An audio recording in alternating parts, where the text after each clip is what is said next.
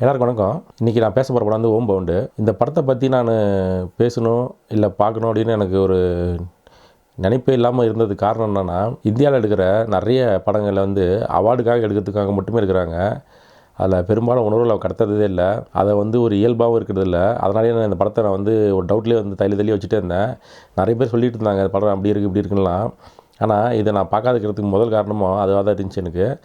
சரி, இன்றைக்கி நான் பார்ப்போம் அப்படின்றது ஒரு மைண்டில் தான் உட்காந்து பார்த்தேன். பொதுவாகவே நம்ம படம் பார்க்குறப்ப ஏதோ ஒரு நம்ம லைஃப்பில் நடந்த ஒரு சம்பவம் நமக்கு ஞாபகம் வரும், இல்லை நம்ம படித்த புக்கோ ஏதோ ஒரு ஞாபகம் வரும். எனக்கு அப்படியே 2 புக்கு ஞாபகம் வந்துச்சு.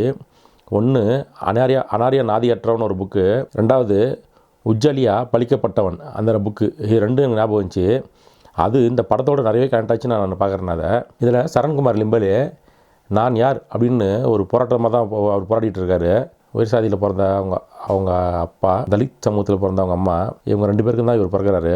இதனால் 2 பக்கமும் இவர் சேர முடியாமல் இவர் வந்து ஒரு நாதியத்தை தான் நிற்கிறாரு. ஓம் பவுண்டு படத்தோடைய நாயகன் சந்தன்குமார் பார்த்திங்கன்னா, தான் ஒரு போலீஸ் அதிகாரிட்டா சாதின்ற அடையாளம் மறைஞ்சி அதிகாரி என்ற அடையாளம் கிடைக்குன்னு அவர் அதை முழுசாக நம்புகிறார். அவர் ரெண்டுமே தன்னுடைய பிறப்போடைய அடையாளத்தை மறைச்சி ஒரு கௌரவமான அடையாளத்தை தேடுற போராட்டமாக தான் இருக்குது. ஒரு சமூகம் அவன் தகுதியை பார்க்காம அவனோட ரத்தத்தையும் குலத்தையும் வச்சு மதிப்பிடுறத இந்த 2 சம்பவமும் தோல்விச்சு காட்டுறதா தான் அந்த படத்தில் நான் பார்த்தேன்.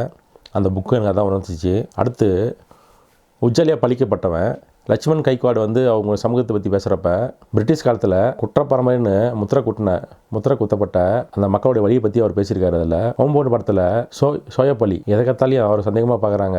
அதே மாதிரி அவங்க வேலை செய்கிற நிர்வாகமும் எப்பயும் அவர் சந்தேகனோட தான் பார்த்துட்டே இருக்குது. இது ரெண்டுமே கிட்டத்தட்ட எனக்கு அதை அங்கே அப்படி தான் தோணுச்சு எனக்கு பார்க்குறப்ப. எனக்கு உஜ்ஜாலியா பழிக்கப்பட்டவனில் அவங்க வறுமையின் காரணமாக அவங்க அது உண்மையாக திருடுறாங்க, அதில் எந்த மாற்று கருத்து இல்லை. ஆனால் ஓம் பவுண்டு படத்தில் சோயப்பள்ளி போன்ற கதாபாத்திரங்கள்லாம் பார்த்திங்கன்னா எதையுமே செய்யாமலேயே அவங்கள குற்றவாளியாக தான் அவங்க பார்க்குறாங்க. அதுக்கு காரணம் இங்கே அவங்களுக்கு கற்பிக்கப்பட்டது. அனாரியா நாதியற்றவனில் லிம்பாலியா கல்வி கற்ற பிறகும் அவர் எழுத்தாளரான பிறகும் கூட அவரை இந்த சமூகம் அவருடைய சாதியை காட்டி துரத்திட்டே தான் இருக்குது. அவருக்கு எந்த மரியாதையும் ஆனால் கொடுக்கவே இல்லை. அதனால கூட சந்தன்குமார் போலீஸ் வேலைக்கு தேர்வான பிறகும் கூட அவனுடைய சாதியை காரணம் காட்டி அவனுடைய முன்னேற்றத்தை தடுத்துட்டு தான் இருக்காது. கண்டிப்பாக அதிகாரம் அல்லது சீருடை ஒரு ஒடுக்கப்பட்டவனுக்கு அது ஒரு கவசமாக தெரிஞ்சால் கூட அதிகார வர்க்கத்துக்குள்ளே இருக்கிற சாதி புத்தி எப்பயும் அவங்கள உள்ளோட அனுமதிக்கவே மாட்டேந்தது. அதை தான் உஜ்ஜாலியா பழிக்கப்பட்டவனாகட்டும், அனாரியா நாதியற்றவனாகட்டும், ஓம் பவுண்டு ஆகட்டும், இதெல்லாம் திரும்ப சொல்லிட்டே இருக்குது. கடைசியாக அனாரியா நாதியற்றவன்லேயும் உஜ்ஜாலியாவிலையும் பசின்றது ஒரு கதாபாத்திரமாக இருந்துகிட்டே இருக்கும். அந்த மக்கள் வந்து எச்சல் இலைக்காக போராடுற காட்சியெலாம் இருக்குது பார்த்தீங்களா, அந்த 2 புக்லேயும் இருக்கும். அதில் அது வந்து மனித நகரத்துடைய வீழ்ச்சியையும் மனிதர்களுடைய கேவலமான விஷயத்தை தான் அது பிரதிபலிக்க தான் நான் அந்த 2 புக்கு படிக்கிறப்ப நான் தெரிஞ்சுக்கிட்டேன். அதே தான் ஓம் பவுண்டு படத்தில் பார்த்தீங்கன்னா அவங்க 2 நண்பர்களும் சொந்த ஊருக்கு திரும்புகிறப்ப நவீன இந்தியாவுடைய பசியை இந்த உலகத்துக்கே அம்பலப்படுத்துகிற மாதிரி தான் அந்த காட்சியை வச்சுருந்தாங்க அவங்க. ஏன்னா லாக்டவுன் காலத்தில் மக்கள் வந்து எவ்வளோ துயரப்பட்டாங்கன்றத ஒவ்வொரு காட்சியிலையும் அதில் அவங்க காமிச்சிருப்பாங்க. அவனை தூக்க முடியாத தூக்கிட்டு போவாங்க பார்த்தீங்களா கீழே விழுந்தப்ப. அதெல்லாம் நம்ம எத்தனையோ வீடியோ நம்ம பார்த்துருப்போம். நானே இங்கேக்கும் என் ஒசூருக்கும் திருவண்ணாமலைக்கும் கிட்டத்தட்ட 150 கிலோமீட்டருக்கு மேலே வரும். அங்கே ஒரு குடும்பம் அவங்க பசங்களை தோள் மேலே தூக்கி போட்டு நடந்து போன கொடுமையெல்லாம் நான் என் கண்ணால் பார்த்தேன். அதை என்றைக்குமே நம்மளால் மறக்க முடியாது. ஏன்னா நோயை விட கொடுமையான விஷயமாக தான் அதெல்லாம் பார்த்தேன். ஏன்னா நோயை விட கொடுமையான விஷயமாக தான் அந்த பசின்னு ஒன்று இருக்குது. அதுவும் 150 கிலோமீட்டர் நடந்து போகிறதுன்றது அந்த குழந்தைங்கள வச்சுட்டு அது சாதாரண விஷயமும் கிடையாது. அதுவும் கொரோனா காலகட்டத்தில் யாரும் வீட்டுக்கு பக்கம் கூட சேர்த்தவே மாட்டாங்க. காசு இருந்தாலையும் அதை வச்சுன்னு ஒன்றும் பண்ண முடியல. இந்த மாதிரி ஒரு சூழ்நிலை எந்த போக்குவரத்தும் போகாமல் இருந்துச்சு. அப்போ அவங்க நிலமெல்லாம் கொஞ்சம் யோசித்து பார்க்க வேண்டிய சூழ்நிலை தான்.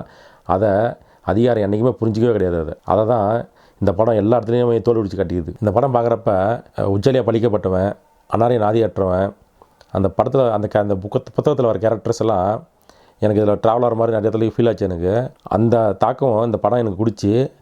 உண்மையாக சொல்லப்போனால் இந்த படத்துக்கு விருது கிடைக்குது இல்லை விருதுக்காக எடுத்தாங்க அப்படின்றலாம் எனக்கு தெரியாது. ஆனால் இது நம்ம மனசில் ஒரு வழியை கண்டிப்பாக கடத்தும்.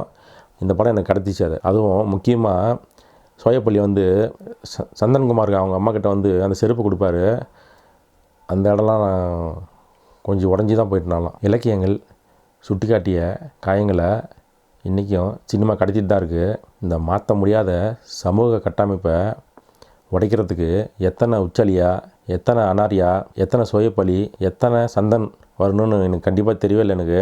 ஏன்னா இங்கே சமூகத்தில் அது சாதியும் மதமும் விஷம் மாதிரி பரவி ஊசி ஸ்லோ பாய்சன் மாதிரி எல்லாருக்குள்ளேயும் ஊசியாக ஏற்றிட்டே இருக்கிறாங்க. அதை இந்த படம் ஓப்பனாக அடிச்சிருந்தா கூட இவங்கெல்லாம் திருந்தவங்களாம் எனக்கு சத்தியமாக தெரியவே இல்லை எனக்கு. வரலாறு வெற்றியாளர்களால் எழுதப்பட்டிருக்கலாம். இலக்கியம் அதிகாரத்தோட காலடியில் நசுக்கப்பட்டவங்களுடைய மரண ஓடத்தில் எழுதப்பட்டது. அது பிரான்ஸ் தத்துவஞானி பிரான்ஸ் ஃபனோன் அவர் இதை உளவியல் ரீதியாக என்ன சொல்கிறாருன்னா, ஒருத்தன் ஒடுக்கப்படும் போது அவன் முதல்ல இழக்கிறது அவனுடைய பெயரே நிலத்தையோ இல்லை, அவனுடைய மனித தன்மையை தான் இழக்கிறாருன்னு சொல்கிறார் அவர். அவன் தன்னைத்தானே அந்நியனா உணர தொடங்குறான்னு அவர் சொல்லியிருக்காரு. அதில் சாதின்றது ஒரு தீயில் எரிச்சு சாம்பலாக்கிறதுக்கு அது ஒரு தொத்து நோய். அதை சுமந்துங்கிற ஒவ்வொரு மனுஷனுக்குள்ளேயும் குணமாகாத வர சமூகம் ஒருபோதும் வீடு திரும்பாது. கண்டிப்பாக அந்த படம் எனக்கு தாக்கத்தை கொடுத்துருக்கு. சில படங்கள் தான் பார்த்திங்கன்னா ரொம்ப தாக்கம். இந்த படம் அது மாதிரி தாக்கிடுச்சு நம்மளை.